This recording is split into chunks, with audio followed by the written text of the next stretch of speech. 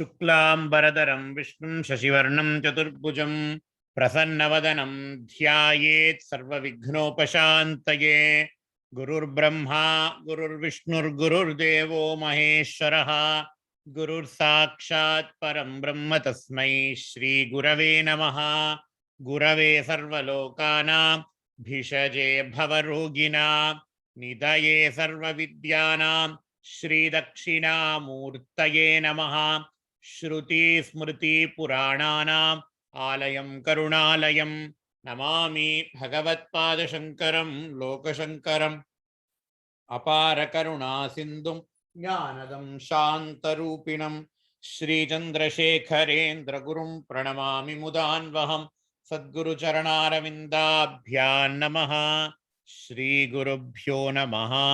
Hari Om. In Viveka Chudamani, we have finished the description of three koshas, Annamaya kosha, Pranamaya kosha, and Manomaya kosha.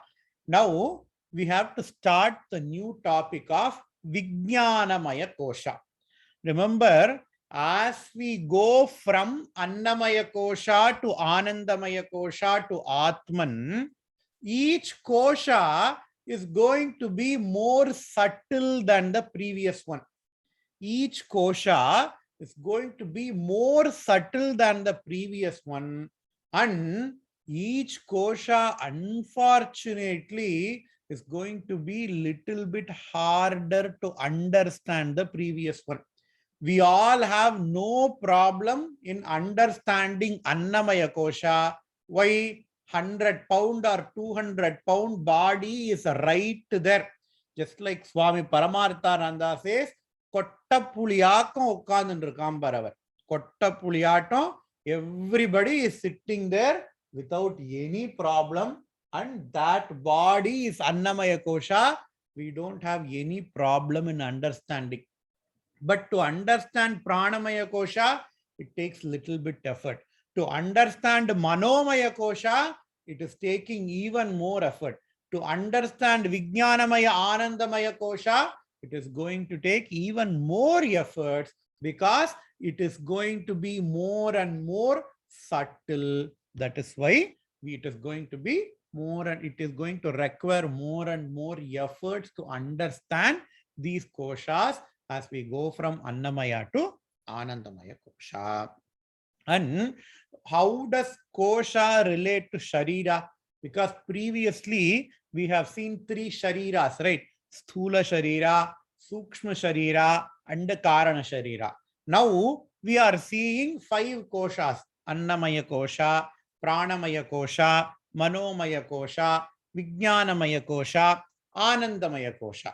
So for someone, it will be little bit confusing. Okay, previously we said we have 3 bodies. Bodies means sharira.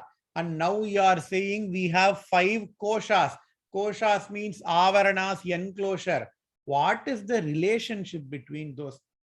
So in order to understand that completely, I'm making this slide. So Annamaya kosha is this Sthula sharira. Our physical body is called as Sthula sharira, and it is same as that of Annamaya kosha. And our Sthula sharira, our physical body, is Pancha Bhautika. What is Pancha Bhautika? It is made up of Panchabhutas. The Sthula Sharira, the Annamaya Kosha, it is made up of Panchabhuta or Panchabhautika Sthula Sharira. Next comes the Sukshma Sharira, or the subtle body. The body is one, but it has got 3 parts, as it were. The body, the object is one, but depending upon what type of vritti the object gives, there are 3 koshas within the same body. Just like how we have different layers in the same fruit. If we take the orange fruit, there is going to be a layer of wax surrounding the orange. And then if you go inside, it is natural wax. If you go inside, there is going to be a layer of skin of orange. And if you go inside, there is going to be a layer that is made up of fibers. You know, there are fiber strings that comes out of an orange. If you go inside, there is going to be a thin layer of skin of orange. And if you go inside, each solid, you know, each the thing of orange is going to be like a small vesicle. And if you go inside, the juice is going to be filled with the orange. Even though orange is same, depending upon what function it does, there are different parts in the same orange fruit, right? In the same way, Sukshma Sharira is the same, but depending upon the function, there are several parts in the Sukshma Sharira, just like how we have several parts in an orange fruit. We have Pranamaya Kosha, we have Manomaya Kosha, and we have Vijnanamaya Kosha. So all these three are part of Sukshma Sharira. Just like how I said the Sthula Sharira, it is made up of the Sthula Panchabhutas. You know, the grossified Panchabhutas that we see around us. You know, earth, water, fire. These are gross Panchabhutas. The Sthula Sharira, the Annamaya Kosha is made up of the Sthula Panchabhutas. In the same way, the Sukshma Sharira is also made up of Panchabhutas. The Sukshma Sharira is also Panchabhautikam, but it is going to be Sukshma Panchabhautikam. The Sthula Sharira is made up of Sthula Panchabhutas. The Sukshma Sharira is made up of Sukshma Panchabhutas. And next comes the Karana Sharira or the Anandamaya Kosha. More about Anandamaya Kosha we will see at that point. So now you understand that the 3 Shariras and the 5 Koshas, these are not totally different. There is a relationship between the Sthula Sharira, Sukshma Sharira, Karana Sharira, and Annamaya, Pranamaya, Manomaya, Vijnanamaya, and Anandamaya Kosha. So this we have to understand, because Vijnanamaya Kosha is going to be little bit difficult to grasp. What I thought we will do was, before going to the shlokas, I will give you a brief overview of Vijnanamaya Kosha, and we all have certain doubts. So let us clear some of our doubts in relation to Vijnanamaya Kosha. I will ask the question, I will also tell you the answer. And then when we study the shlokas, it is going to be easier for us to understand. Okay, so the first thing that we need to know about Vijnanamaya Kosha is that it is part of Sukshma Sharira. It is part of the subtle body. And when I say it is part of a subtle body, now we have to understand that it is Jadaha.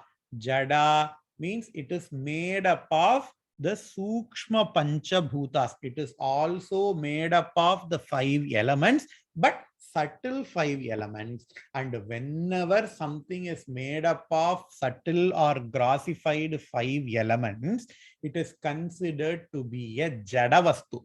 What is Jadavastu? There is a table in front of me. That table is called as Jadavastu. I, on the other hand, am conscious. This table is Jada, but I am conscious. Now we can see what is conscious. It means that I have Chaitanyam. I enjoy consciousness. I am a Chetana. I have Chaitanyam. But this table, which is in front of me, it is Jadavastu. It does not have any Chaitanya. The table is not going to complain if I overuse it. The table is not going to complain if I abuse it. In the same time, the table is not also going to feel happy if I place a Mahaperiyava Vigraham on top of it. So this table is Jada, but I am Chaitanya. But the problem is the Sukshma Sharira, Vijnanamaya Kosha, it is also made up of the Sukshma Panchabhutas. Hence, it is also a Jada Vastu. It does not have any consciousness of its own. But it appears conscious. Whatever we say, whenever we say, I am happy, whenever we say, I am sad, whenever we say, I do this, we have a sense of individuality, right? So whenever we normally use the word I, that is the capital I, it refers to the Vijnana Maya Kosha. So when I say I am consciousness, I am conscious, I obviously refer to the Vijnanamaya Kosha. But I have previously said that Vijnanamaya Kosha, it is part of Sukshma Sharira, hence it is made up of subtle matter, hence it has to be Jada. But normally when we all say, I want this, I am happy by doing this, that is an ahankara. Ahankara does not refer to the negative connotation. We normally say, oh, avanukku romba ahankaram jasti. No, ahankara, what does that mean? Aham, the seat of individuality. I do this, a sense of individuality. We all have that, right? So that is called as ahankara. And that ahankara, Vijnanamaya Kosha is responsible for that ahankara.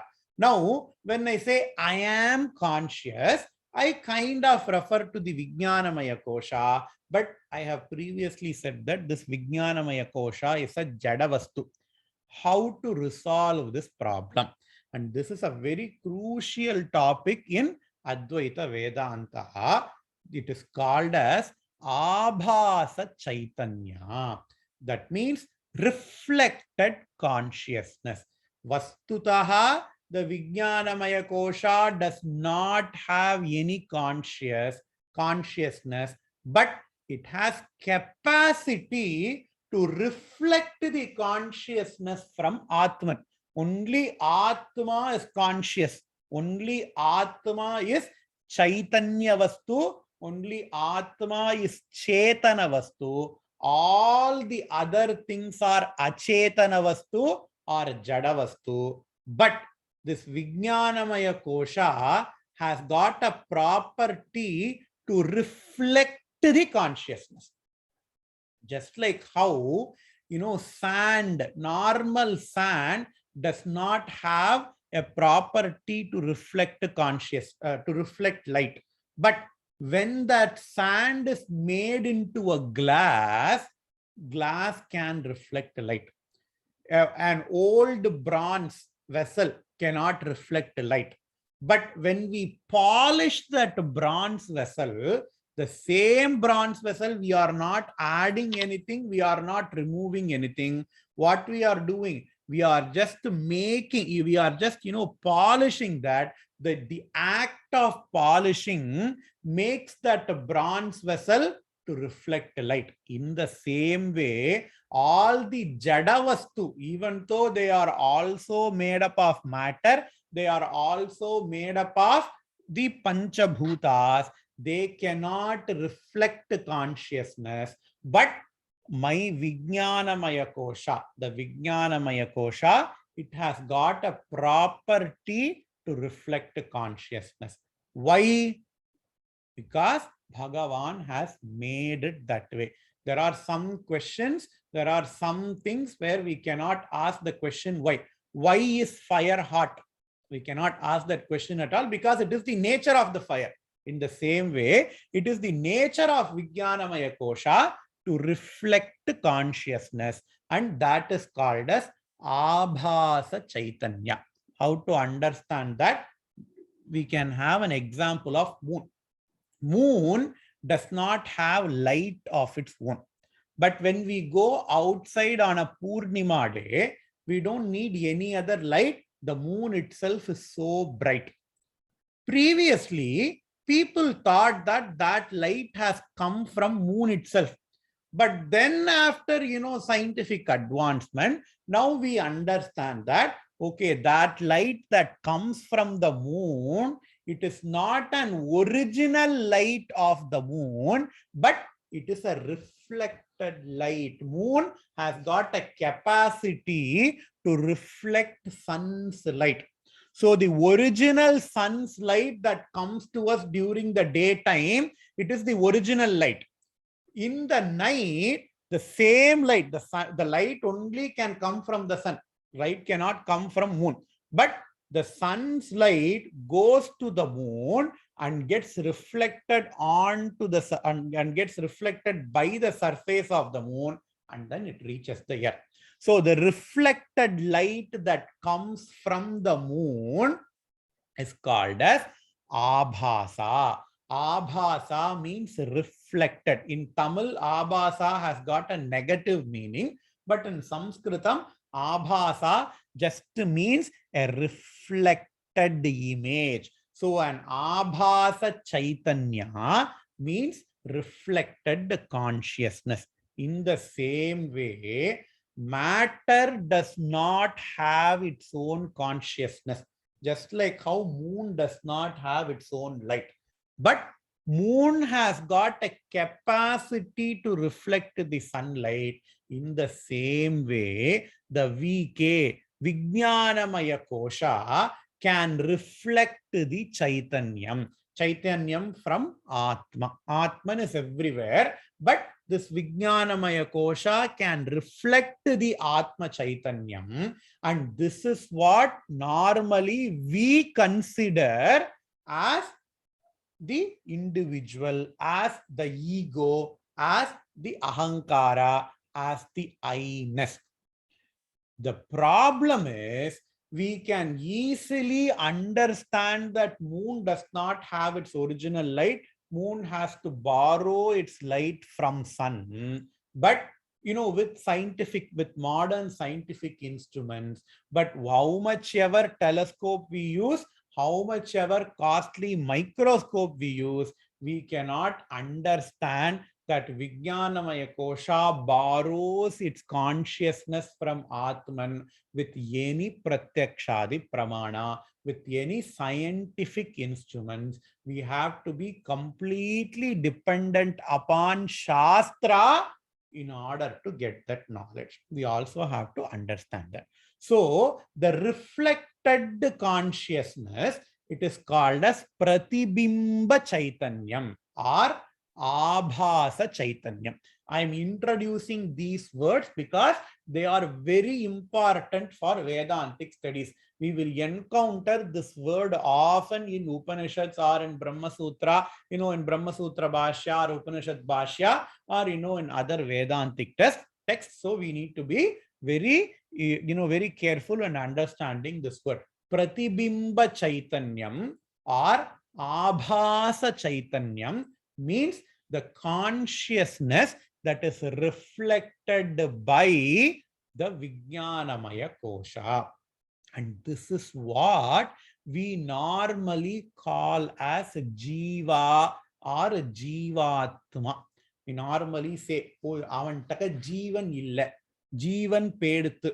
Pranan peduthu. We say, somebody dies. We say, okay, his prana has gone or he does not have any Jiva. What is that Jiva? What is that prana we normally refer to there? We refer to this Vijnanamaya Kosha. It is this Vijnanamaya Kosha which goes from a body when that person dies. It is this Vijnanamaya Kosha. It is called as Jiva. So this Vijnanamaya Kosha goes from this body to Swarga or Naraga or Vaikunta or Shivaloka, and it spends some time there, and then it is going to come back in order to take another Janma. So we have to understand that. More on that we will see later.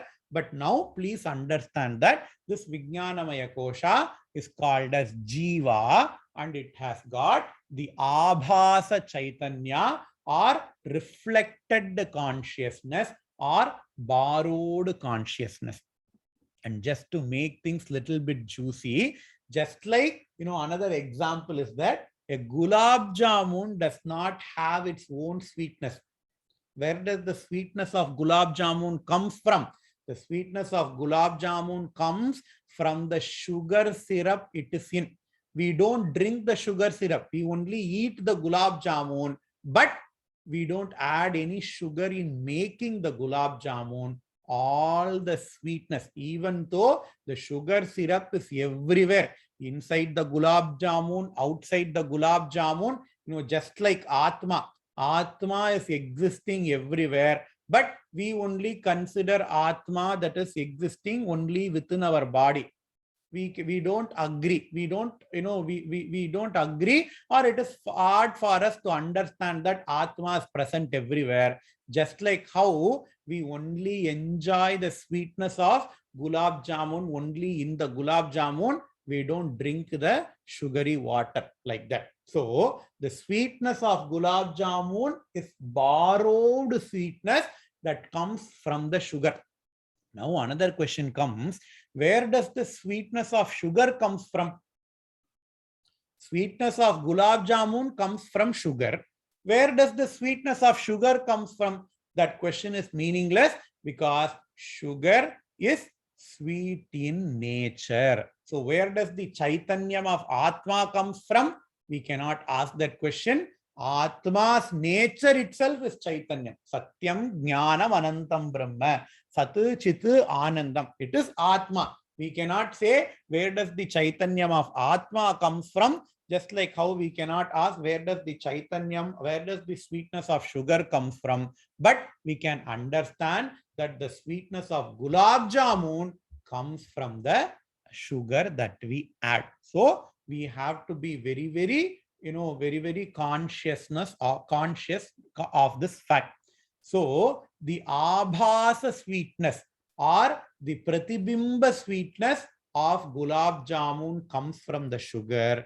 In the same way, the abhasa chaitanyam or the pratibimba chaitanyam for our body comes from the Atman. We have to understand that.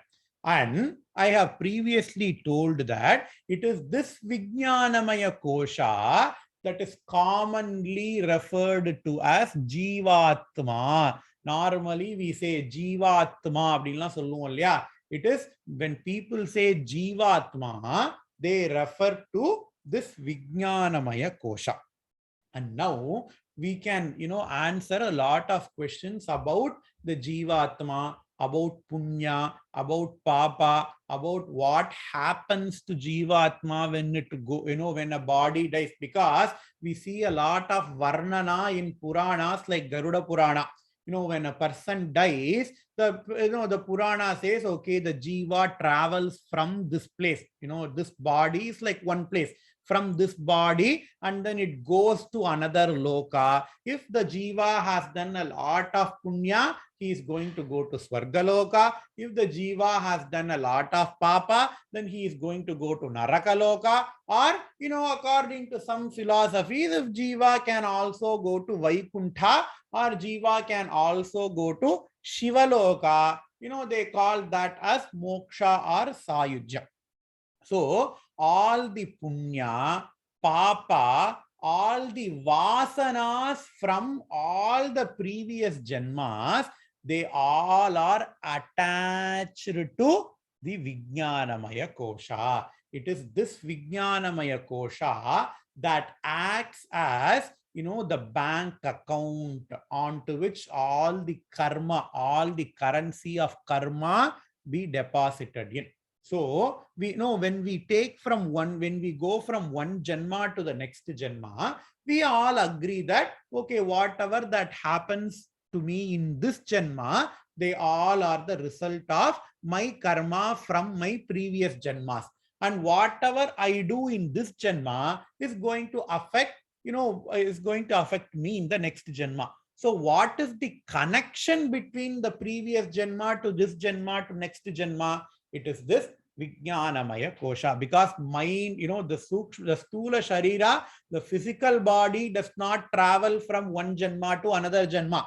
The physical body is destroyed then and there. But the Sukshma Sharira or the subtle body, which has got the Pranamaya Kosha, Manomaya Kosha, and the Vijnanamaya Kosha. Only the subtle body travels from one body to another, one Janma to another. And in that subtle body, all the Vasanas, all the Punyam and Papam, they all are stored in the Vijnanamaya Kosha. Just like how in an orange, the orange juice is only stored in the final thing, and then there are several layers of product surrounding the orange juice or the rasa.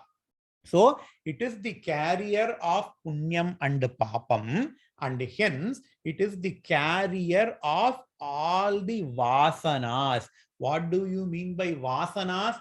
Vasanas are our past experiences, experiences from my past life. They are called as vasanas. I want to do meditation, but when I sit in the meditation, I get lot of disturbances. I study Viveka Chudamani. I don't want to be envy of that other person. But even without my knowledge, I get envious of the other person.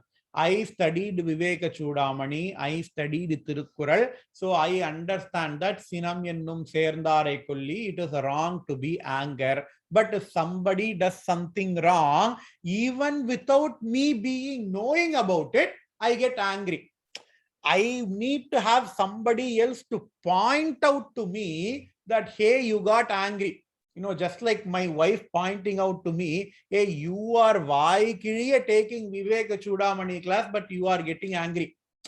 So even to know that I am getting angry, I need somebody else to point that to me, right? So where does that anger comes from? Where does that, where does all our desirous and our undesirous things comes from?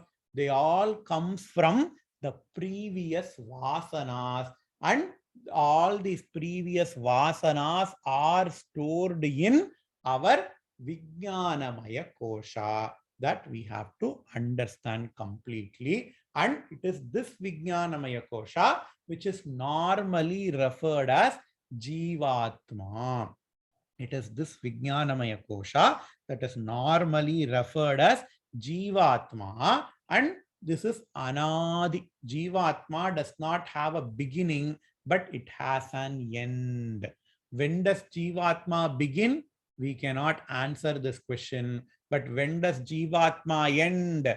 We can answer this question, and the answer is Moksha. When we get to Moksha, the Jiva Bhava, all the Vijnanamaya Kosha, they get destroyed when we get the Videha Mukti, when we lose our body. But if we lose our body without getting Videha Mukti, when a common man dies, it is this Vijnanamaya Kosha that goes from this body, and whatever tarpanam that we do, after some person, somebody dies, we do an elaborate ritual called as Antyeshti. It is not a normal thing. It is an ishti. Ishti means yajna, just like how a person does Somayaga, Atiratra, Vajapaya Yaga, etc. This is called as Antyeshti. Antya means end. Ishti, the yajnam that is happening towards the end of one's life is called as Antyeshti. And if we observe those rituals, then the Shastrigal will say, okay, if you do this dana, the jiva will acquire a new body. So normally, when we go through that process, the Vadyar will tell. But when some of our family members has died, we won't have time to listen, or we won't have any patience to listen to all those explanations given by the Vadyar. So that is why I'm giving it here now, so that we can understand when we are in a normal mindset. So when a person dies, we say, okay, this water will quench the thirst of that Jivatma. This food, whatever we give here as Shraddha or etc., this is going to quench the hunger of that Jivatma. this dhanam that you are doing, it is going to be a new shirt for that Jivatma. All those things the Vadyar will say. So it means that, it is this Vijnanamaya Kosha of that person which is going to get satisfied. And this Vijnanamaya Kosha, depending upon his Punya Papa, he is going to go to Swargaloka, he is going to go to Narakaloka. Or, some philosophies say, okay, if you do Sharanagati, you will go to Vaikuntha. If you do lot of Shiva Upasana, you will go to Kailasa. Now the another question, important question comes, what happens during Pralaya? Because normally we say, during Pralaya, everything becomes one with Bhagavan. Everything becomes one with Bhagavan. It is this Vijnanamaya Kosha, it is this Jiva, he actually reaches Bhagavan. There is absolutely no question about it. But is that real mukti?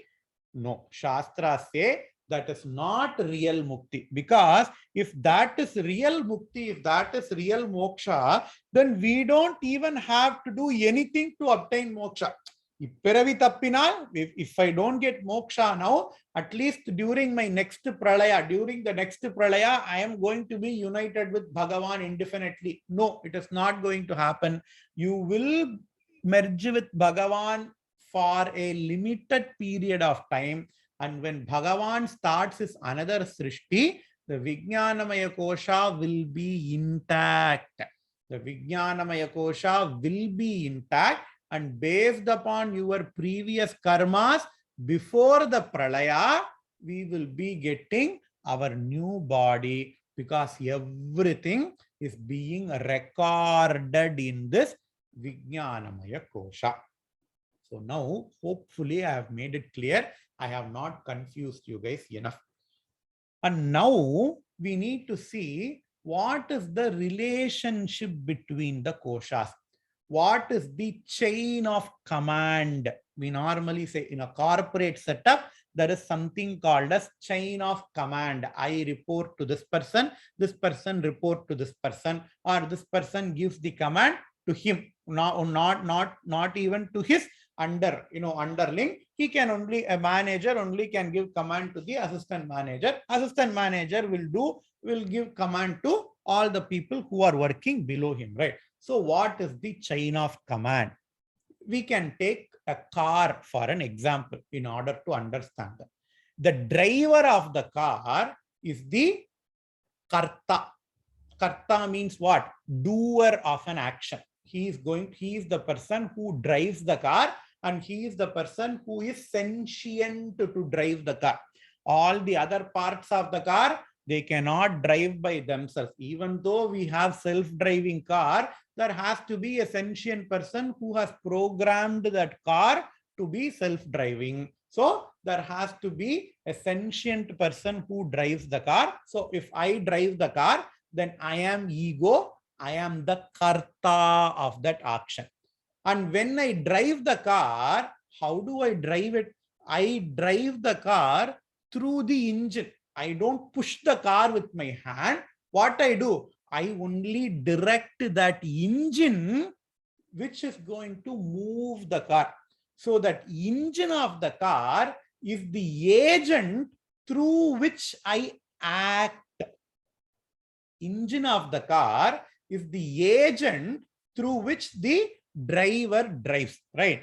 And just when engine and car are there, is that enough to move the car? No. You also need to have a fuel to move the car. A car is there. Car means, the outer setup, four wheels are there, one steering is there. That is not enough to drive the car. You need engine to drive the car. But when I have myself, the engine and the car, is that enough to drive it? No. I also need to have a fuel, which is gasoline, in order to drive the car. And then there is car. Car is the action, because car is the one which finally moves. I direct the car to move, right? So we have to have this framework in order to understand the relationship between kosha. In the same way, I am the person, that is the Vijnanamaya Kosha. Whenever I say I am, whenever a common person, whenever he says I am, he normally refers to the Vijnanamaya Kosha, that is the Jiva. So it is the Vijnanamaya Kosha who does the action or who wants to do the action. And he will not do the action by himself, but he needs an agent to do the action. And that agent is called as Manomaya Kosha, or the mind. And this mind is going to make the body is Annamaya Kosha. This mind is going to make the body to do the action. Through what? This body cannot act by itself, but this body is going to need some fuel. This body is going to need some energy in order to act, right? So that energy is provided by Pranamaya Kosha. So I, the Jiva, is making my body to do something through the Manomaya Kosha, and that body is fueled by Pranamaya Kosha. This is just like I, the driver, is going to drive the car through the engine, and that car is fueled by gasoline. So we have to understand this completely. And it is this Vijnanamaya Kosha is referred to as Jnana Shakti, because it is this Vijnanamaya Kosha which is Chetanam, which is capable of understanding something. So it gives the Jnana Shakti to the body.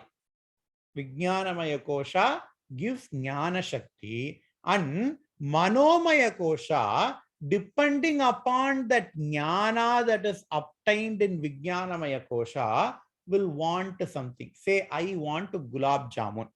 This Vijnanamaya Kosha first knows that there is some object called as gulab jamun. Only if Vijnanamaya Kosha is there, we can know that there is an object gulab jamun. So Vijnanamaya Kosha first knows. Knowing is what? Jnana Shakti. And my mind then wants to eat gulab jamun.